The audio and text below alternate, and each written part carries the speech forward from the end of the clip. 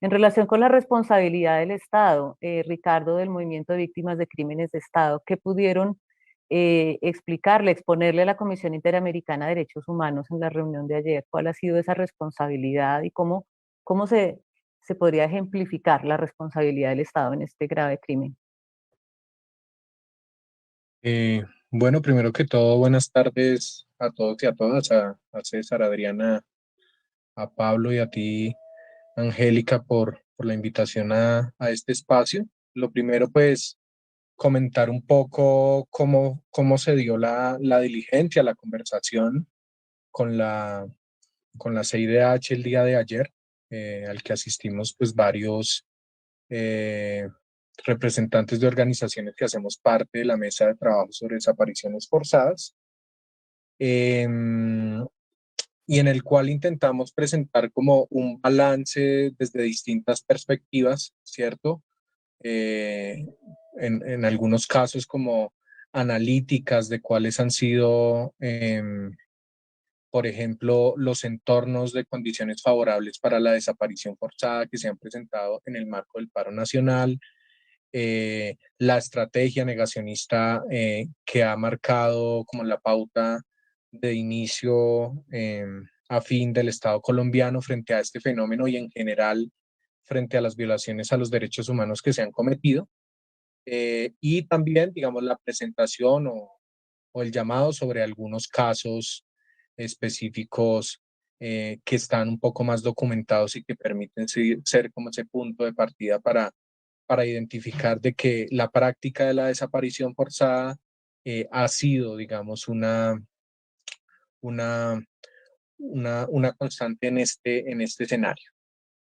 Lo primero, y cuando hablábamos, por ejemplo, ya lo mencionaba un poco Adriana, eh, hay distintos escenarios en los cuales se puede materializar esta responsabilidad del Estado, pero nosotros consideramos que en síntesis se puede ver como que un intento del Estado o un esfuerzo del Estado que es consistente más con la idea de negar los casos que de investigarlos. Nosotros hemos activado em, varios mecanismos de búsqueda urgente. El Estado colombiano incluso ha intentado sembrar eh, como la desconfianza hacia ese trabajo que las organizaciones hemos hecho, pero casualmente el Estado en últimas termina basándose en nuestras cifras, en los registros que nosotros hacemos, y es un poco paradójica como esta situación, ¿no? Por un lado, genera toda una estrategia para deslegitimar ese trabajo que las organizaciones estamos haciendo, al hablar de que no podemos hablar de casos de desaparición forzada, que son personas no ubicadas, que son personas no localizadas, etcétera, y distintos eufemismos lingüísticos que utilizan para, para quitarle, digamos, la gravedad a lo que estamos viviendo. Eh, pero digamos, en las distintas respuestas o resoluciones que nos han dado a la activación de mecanismos de búsqueda urgente, eh, su respuesta ha sido como una reserva de información que nosotros consideramos eh, esconde elementos perversos.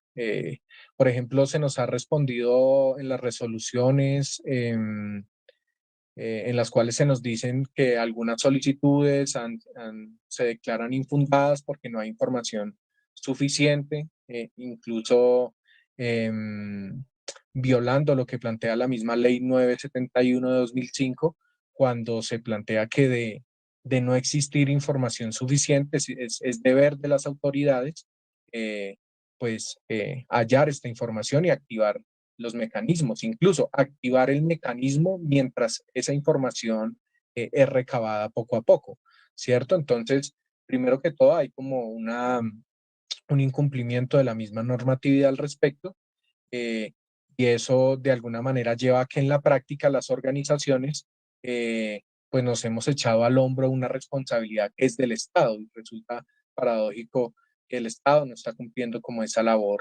eh, pues que pues que está en la norma y que está en sus propios protocolos. Por otro lado, pues en esas resoluciones se nos ha dado respuesta de que hay algunas personas que han sido ubicadas y se afirma sin investigación previa, sin ningún tipo de elemento, que estas personas nunca estuvieron desaparecidas, ¿cierto? Y eso para nosotros es muy grave y planteo por eso que el Estado está más preocupado en desmentir la situación que en investigar los casos porque está generando ya unos juicios sin ninguna base probatoria y nosotros lo que le hemos pedido al Estado es, bueno, y esas personas que en algún momento estuvieron detenidas, ¿en qué condiciones estuvieron, no? ¿Estuvieron Sí, incomunicadas o no? ¿Fueron torturadas o no? ¿En qué lugar fueron detenidas? ¿Si fue un centro de sí, detención legal o fue un centro de detención ilegal?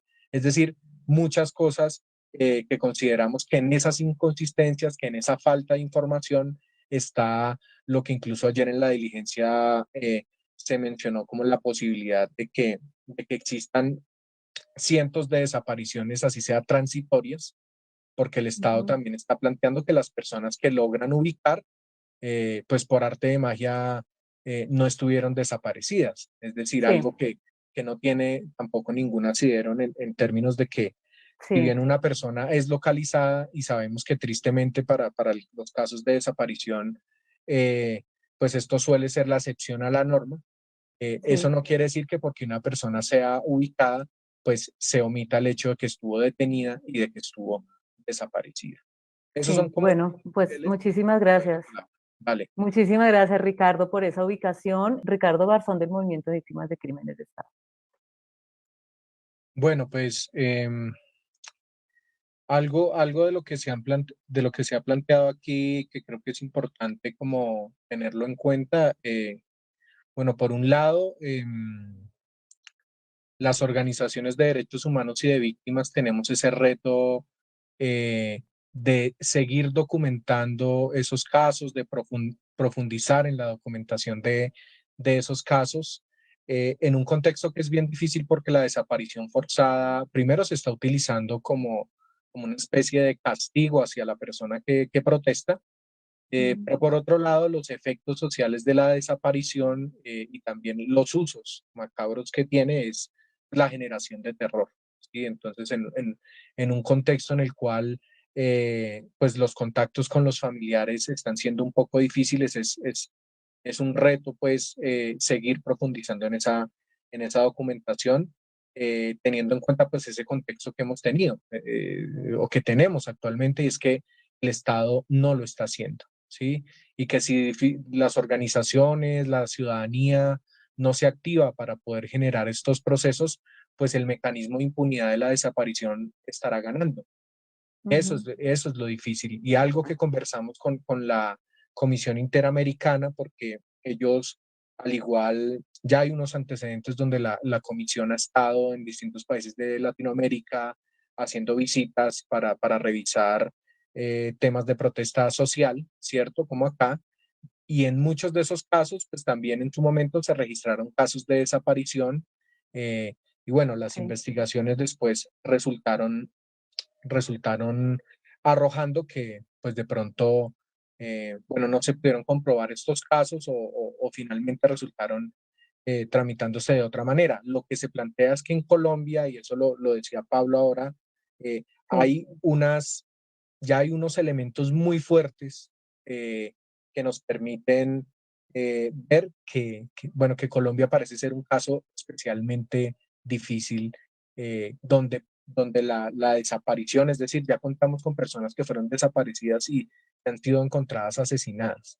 Sí, ya no estamos mm, hablando de supuestos y eso es algo como diferencial de la protesta en Colombia, pues frente a esos otros hechos. Entonces, em, eso sí. sería un poco como el mensaje. Bueno, pues muchísimas gracias a nuestros invitados el día de hoy, en la mañana de hoy, nuestros invitados e invitadas en este balance que hacemos sobre la visita de la Comisión Interamericana de Derechos Humanos y en particular sobre los encuentros con la sociedad civil, investigación independiente, seguimiento, reconocimiento de la desaparición forzada y a las víctimas seguir denunciando. No hay que esperar 72 horas. La desaparición forzada ocurre si se esconde el paradero de la persona, no importa la duración. Y seguimos aquí también haciendo este balance.